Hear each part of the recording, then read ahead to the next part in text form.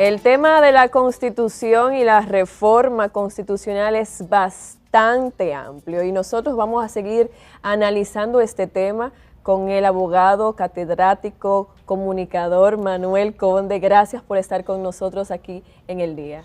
Para mí es un privilegio compartir con ustedes. Bueno, de hecho, siempre que tengo la oportunidad, les doy seguimiento. Abierto a responder cualquier pregunta. Muchísimas gracias, Manuel, y bienvenido una vez más. A ver, la pregunta. Vamos con la pregunta. ¿Qué busca? La dejó Rosario y es su artículo de hoy. La dejó Rosario en la mesa. ¿Qué busca Abinader con esta reforma constitucional? Mira, yo creo que es una reforma importante para la República Dominicana. Creo que el mundo jurídico y la sociedad dominicana tal vez aspiran a una modificación tal vez un poquito más amplia y que vaya a una mayor dimensión. Sin embargo, lo que se ha propuesto creo que entra dentro del marco del aspiracional dominicano, sin dejar de decir que ha sido una promesa en el discurso de Luis Abinader. Creo que está cumpliendo con un compromiso moral desde su campaña en estas elecciones. Ha hablado de forma reiterada, habló de forma reiterada de que los aspectos propios atinentes a la repostulación electoral había que asegurarlo para que generaciones futuras no abusaran, como ha ocurrido en el pasado, de esa posibilidad de modificar la Constitución para ellos reelegirse de forma indefinida y establecer el lamentable caudillismo que castra muchas generaciones y que afecta a la misma democracia porque afecta a la alternancia en el poder.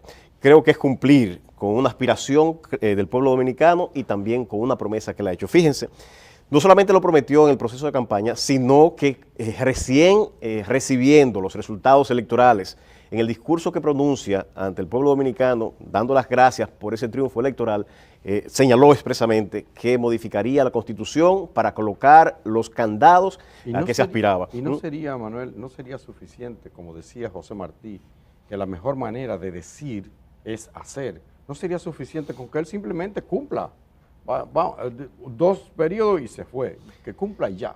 Mira, no bastaría con eso. Yo creo que un estadista que tenga una buena visión debe gobernar para las generaciones presentes y para la posteridad.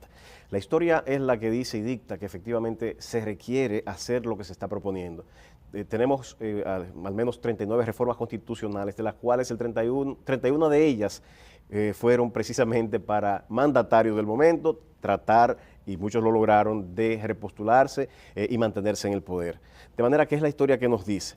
En la fórmula que se ha presentado, que es la fórmula pétrea, una cláusula pétrea intangible o inalterable, es una fórmula que se suele utilizar en otros países para asegurar ciertos valores determinados y de esa manera evitar que generaciones futuras, mayorías futuras, instalen, puede ser una forma de gobierno que no vaya a fin con el interés de todos, que solamente atienda a los intereses de un grupo. Por ejemplo, en el caso de Alemania, en 1949, la llamada ley fundamental, en esa ley fundamental, la dignidad humana se coloca como una cláusula intangible, así como también el tipo de Estado, la distribución geográfica o territorial se coloca como una cláusula pétrea.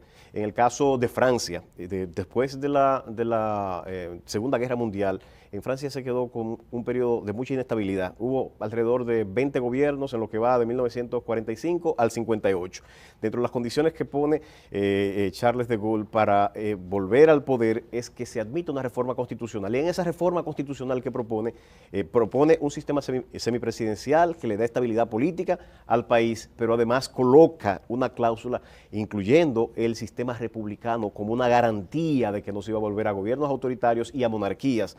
De manera que no es algo nuevo y creo que la historia de la República Dominicana dicta lo mismo. Es momento ya de evitar que en la República Dominicana cada uno de los que llega al poder pretende eternizarse. Esta es una de las fórmulas que presenta el presidente de la República y es incluir este aspecto como una cláusula pétrea en la Constitución. El sociólogo Cándido Mercedes, que quiero citarlo, que es un gran fue mi profesor. Colaborador sí.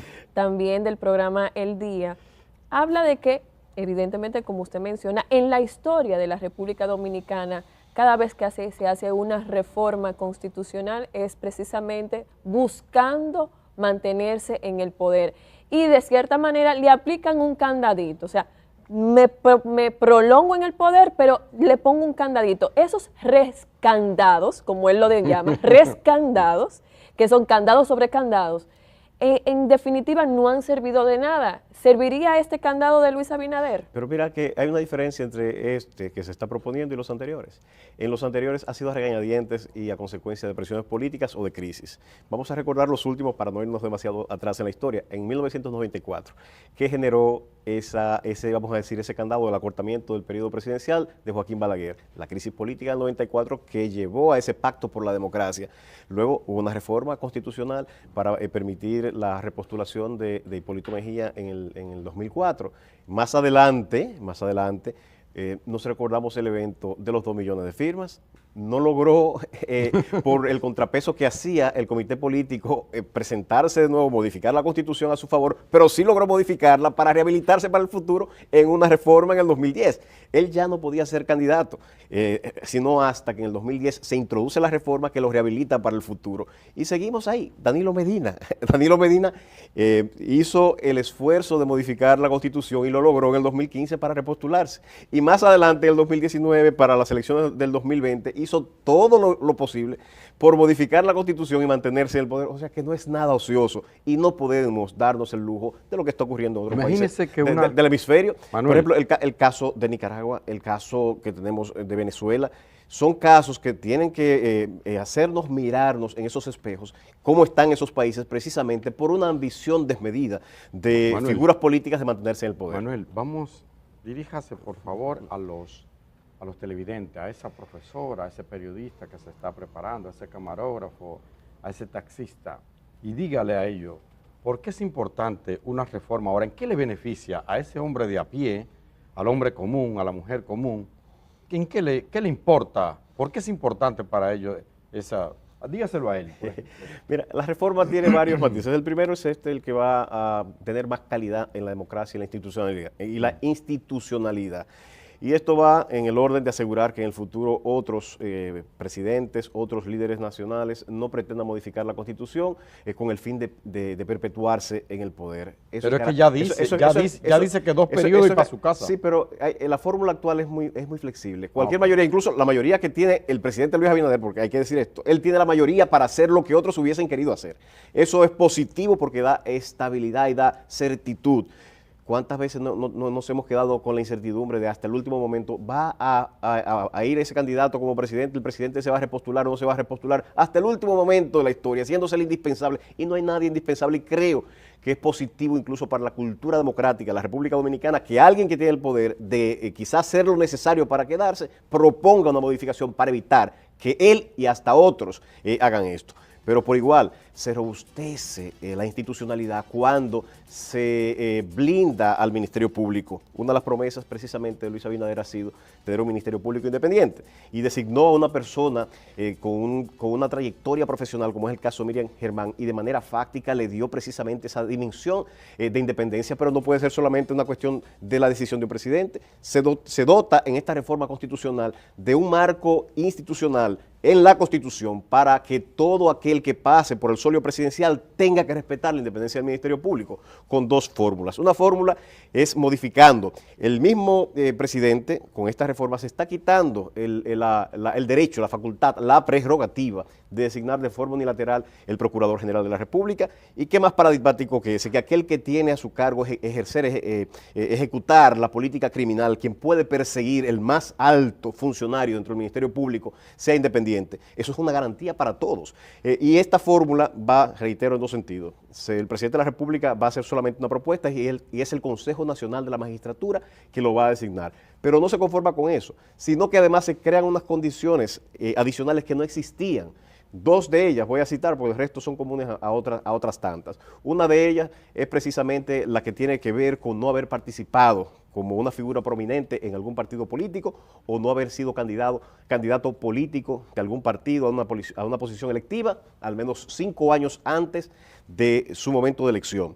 Y por el otro, la inamovilidad. La inamovilidad es la garantía para que ese funcionario puede inclusive perseguir a autoridades del mismo gobierno al que él pertenece sin el miedo de que lo van a destituir. Creo que son cambios paradigmáticos que impactan a la sociedad dominicana.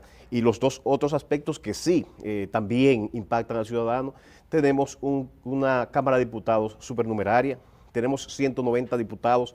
Si comparamos con Panamá, con Bolivia, Paraguay, el caso de Bolivia, que tiene más de 1 millón de kilómetros cuadrados de territorio y una población equivalente a la nuestra, tiene mucho menos diputados que la República Dominicana. ¿Está usted de acuerdo que en esa modificación se introduzca eliminar todos los privilegios que tienen senadores y diputados? Mira, esa reforma es una reforma... Que ahí hay más ahorros que en la cantidad. Lo que le digo, vamos paso a paso. Lo primero, en términos institucionales, entiendo correcto y pertinente la reducción de la cantidad de diputados. Ahora, en términos personales, soy de los que critica, no solamente para los diputados, sino para los senadores, la colocación de esas sumas de dinero que es el barrilito. Ahora, centrándonos en la reforma, creo que es positiva la propuesta de reducir la cantidad de diputados de esos 190 a esos 130. Otro elemento que impacta al ciudadano de a pie es no tener que concurrir 2 veces un mismo año a las elecciones. Es algo ilógico. Y como decía anteriormente Rosario Espinal, ir 2 veces para tener las mismas consecuencias no cumplió ni la separación que se propuso en 1994, que era 2 años que mediaba entre uno y otro, no cumplió con generar ese liderazgo local, mucho menos mediando solamente un par de meses entre una elección y otra. Todo lo contrario, lo que ha generado es un desincentivo, una apatía ciudadana que está obligada a ir 2 veces a elegir autoridades que bien pudiera elegir en un solo proceso electoral. De manera Estamos en que, democracia, pero hay un dictador que se ¿Qué es llama el tiempo? reloj. bueno, ese dictador hay que evitar y hacer cláusulas pétreas para que el futuro no afecte precisamente los intereses de todos. Gracias, Manuel. Qué pena que se nos acortó el tiempo, pero muchísimas gracias por haber estado aquí. Gracias a ustedes, de verdad. Encantadísimo de compartir estos minutos. Igual.